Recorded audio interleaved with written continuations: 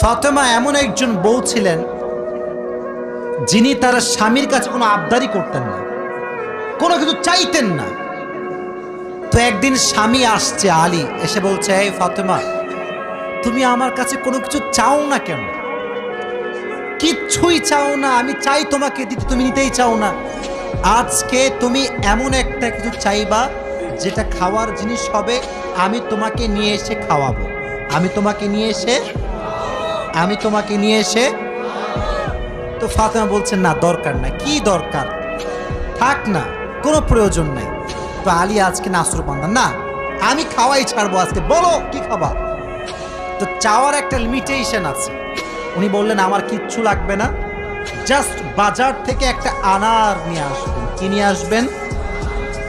তো আলী রাদিয়াল্লাহু তাআলা আনহু বলছে, ঠিক আছে যাও, আমি যাচ্ছি, তোমার জন্য নিয়ে আসবো একটা আনার।